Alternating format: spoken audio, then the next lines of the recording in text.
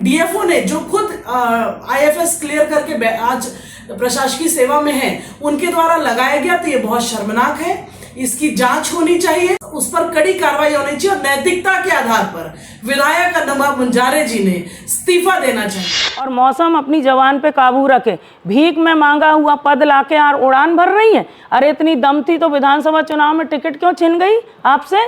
Ticket मिली थी ना, लड़ना था डेयरिंग के साथ। लोकतंत्र में जनता जिसको जिताती, या तो अनुभा मुंजारे या मौसम बिसेन हरिन खेड़े।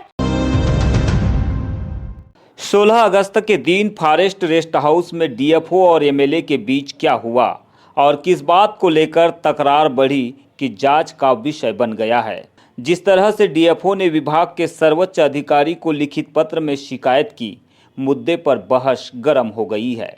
यानी कि बालाघाट की सियासत में एक नया मोड़ आ गया है और डीएफओ की रिश्वत स्ट्राइक पर चर्चा तेज हो गई। जिस विश्वास के साथ बालाघाट की जनता ने जनादेश दिया, आज ये पूरी जनता का विश्वासघात है।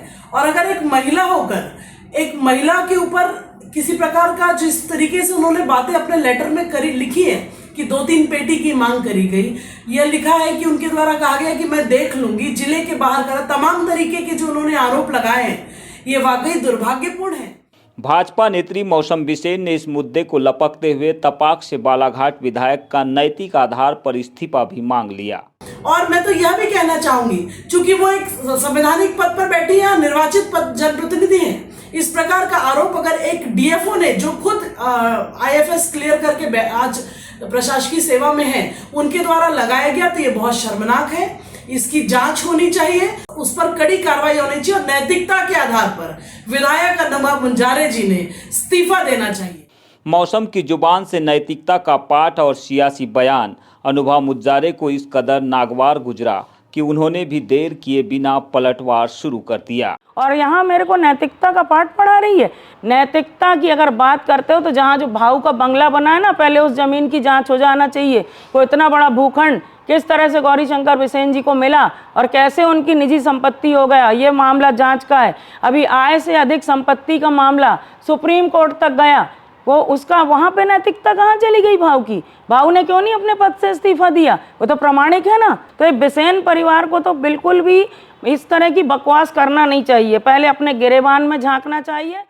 यह तस्वीर इसी मुद्दे से जुड़ी प्रेस कॉन्फ्रेंस की है। अनुभा ने कहा है कि डीएफओ की शिकायत राजनीतिक साजिश है और इसके पीछे पूर्व मंत्री गौरीशंकर बिसेन की राजनीतिक महत्वाकांक्षा के साथ उनकी बेटी मौसम के लिए जमीन तैयार करने की नाकाम कोशिश है। उन्होंने बिसेन पर सत्ता का दुरुपयोग करने और हर कार्य में अपनी पीठ थपथपाने से बाज आने की नसीहत भी दी। गौरीशंकर बिसेन जी के इशारे पर ही यह सब कृत्य हो रहा है। एक विधायक पर इतना संगीन आरोप एक प्रशासनिक अधिकारी कभी नहीं लगा सकता, किसी भी कीमत पर नहीं लगा सकता।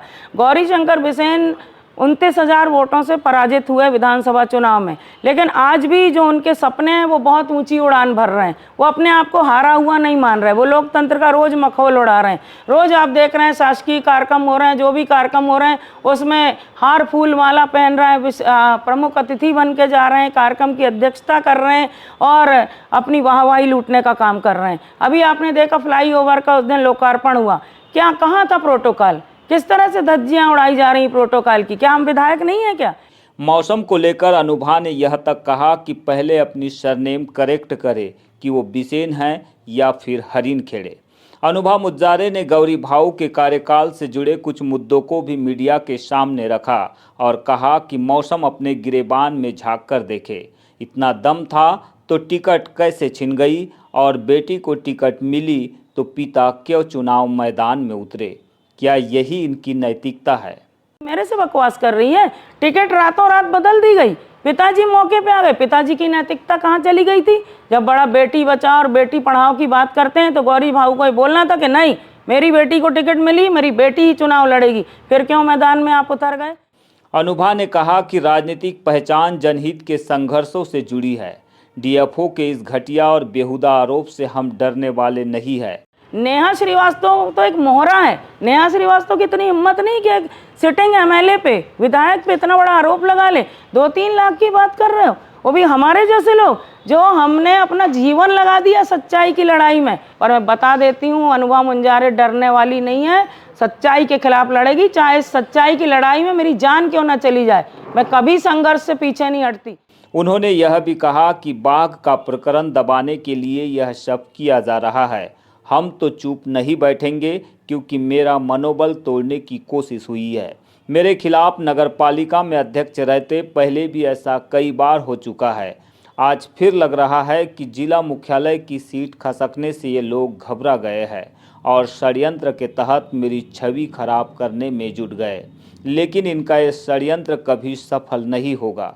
नेहा श्रीवास्तव के खिलाफ जल्द ही मानहानि का केस फाइल कर जवाब दिया जाएगा। मेरे ऊपर इसी तरह से झूठे इल्जाम, गौरीशंकर बिसेन जी उस समय तत्कालीन सांसद थे, मेरे ऊपर 26 पार्षदों के जरिए झूठे इल्जाम लगाए गए थे, भ्रष्टाचार के आरोप लगाए गए थे। और उस समय फिर पहली बार मध्य प्रदेश में खाली कुर्सी भरी कुर्सी का चुनाव हुआ था और जनता ने इनको थूका था। उनको लग रहा है कि जिला मुख्यालय की सीट जो है खिसक चुकी है इनके हाथ से और भविष्य में आना नहीं है, इनको दोबारा मौका मिलना नहीं, जिस तरह से ये आचरण कर रहे हैं। रेस्ट हाउस में बुलाने के सवाल पर अनुभा ने जो कुछ भी कहा वह बात और भी चौंकाने वाली है, क्योंकि यहीं से होकर मामला पीसीसीएफ तक पहुंचा और अब प्रदेश भर में मीडिया की सुर्खियों में छा गया है। आखिरकार रेस्ट हाउस में डीएफओ नेहा और एमएलए अनुभा के बीच किस बात को लेकर तकरार बढ़ी कि मामला सुर्खियों में बना हुआ है। चलिए सुनाते हैं आपको प्रेस वार्ता से जुड़ा अनुभा का ये बयान।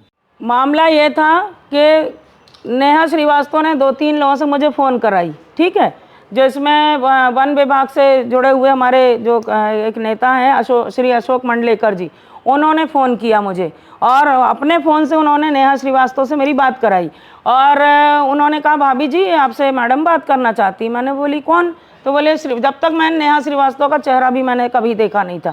अदर गुप्ता को भी मैंने 1-2 बार माननीय प्रभारी मंत्री जी की मीटिंग में ही देखा आमने सामने, और मैंने प्रभारी मंत्री जी से शिकायत भी की कि ये अधिकारी जो हैं अपने कर्तव्य के प्रति बहुत लापरवाह हैं, माननीय मंत्री जी इनको यहाँ रखना मतलब नुकसानदेह हमारे लिए, हमारे ज़िले के लिए।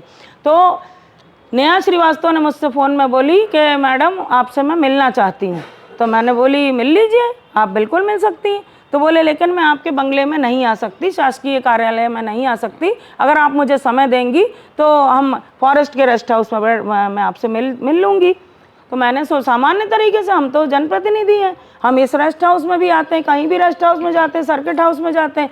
मैं गई, वहाँ पर नेहा श्रीवास्तव मुझे मिली तो उसने मुझसे सीधे सवाल किया कि आप ये बताइए मैडम कि आप मेरे पति से क्यों नाराज़ चल रही। मैंने कहा क्यों नाराज़ चलूँगी, मेरी उनसे कोई व्यक्तिगत दुश्मनी तो नहीं है, उनकी कार्यप्रणाली सही नहीं है, उनका कार्य करने का तरीका सही नहीं है, वो कर्तव्य के प्रति सचेत नहीं है, सजग नहीं है। और बाघ का इतना संवेदनशील मामला हुआ, उस संदर्भ में मैंने उनको कई बार फ़ोन लगा के जानकारी लेनी चाहिए, भोपाल से भी, क्योंकि विधानसभा का सेशन था, मैं बालाघाट तत्काल आ नहीं सकती थी। उन्होंने एक भी बार मेरा फ़ोन रिसीव नहीं किया। मुझे नाराज़गी इस बात की है। भड़क गई, बोलती आप झूठ, मेरे पति पे आरोप मत लगाइए और आरोप नहीं लगाना है आपको। मैंने बोली आप एक सरकारी अधिकारी, मैं एक जनसेवक हूँ, आप तमीज़ से बात करिए, अगर सिस्टम से बात करना है, तमीज़ से बात करना है तो करिए, नहीं मैं आपकी एक भी बात सुनने के लिए यहाँ पे आई नहीं हूँ, ना मेरे पास फालतू समय है। और उसके बाद मैं उठ के खड़ी हुई, सीधे गाड़ी में बैठ के अपने कार्यालय आ गई मैं। उसके दिनांक के बाद फिर 2 लोगों को इसने भिजवाई, वो समझ गई कि मैं नाराज़ हो गई इससे भी, तो उसने 2 लोगों को, एक तो अपना महेश मोहारे जी हैं जो अपना भटेरा गांव के, और उनके साथ एक बिसेन जी आए थे, वो भी फॉरेस्ट से के कोई संगठन से ही जुड़े हुए हैं। ये दोनों मेरे पास आए, बोले भाभी जी आपसे अधर गुप्ता जी मिलना चाहते हैं। मैंने बोली मैं बिल्कुल मिलना नहीं चाहती, क्यों मिलूंगी मैं, अधर गुप्ता जी को मिलना है तो मेरे कार्यालय आए, बात करना है, जनता की तरफ से मैं बात करूंगी और वो अपनी बात रखना है, सबके बीच में रखेंगे। कार्यालय में मेरे साथ 4 लोग भी बैठेंगे, उनके सामने बात होगी। तो उन्होंने कहा कि वो असमर्थता व्यक्त कर रहे हैं, तो मैंने बोली जाने दो, मुझे कोई बात नहीं करना। उसके बाद ये बात ख़त्म हो गई, बात का पटाक्षेप हो गया। मेरा अधिकारियों से लगातार संपर्क बना रहा, भोपाल के अभी भी बना है कि भाई SIT टीम की रिपोर्ट कब तक आएगी, क्या होगा। तो अब इन्होंने एक साजिश रची, भाजपा के नेता गौरीशंकर बिसेन जी की ये साजिश है, उनकी बेटी मौसम हरिनखेड़े की ये साजिश है, और इन्होंने नेहा श्रीवास्तव को एक मोहरा बनाकर यहाँ सामने लाने का काम किया और इस तरह से अनर्गल, झूठे, मिथ्याहीन आरोप मेरे ऊपर लगाए गए। पूरा किस्सा आपके सामने है। डीएफओ की शिकायत में किसका हाथ है और डीएफओ ने इतना लंबा चौड़ा शिकायत पत्र क्यों लिखा है, यह सब जांच के दायरे में है। ऐसे में मेरा सवाल सिर्फ इतना है कि डीएफओ की एमएलए पर रिश्वत स्ट्राइक की जांच होगी या फिर जांच के नाम पर मामला अधर में ही लटका रह जाएगा, जैसा कि नेहा के डीएफओ पति अधर गुप्ता के मामले में जांच अब तक अधर में है। Bureau report, BGT media.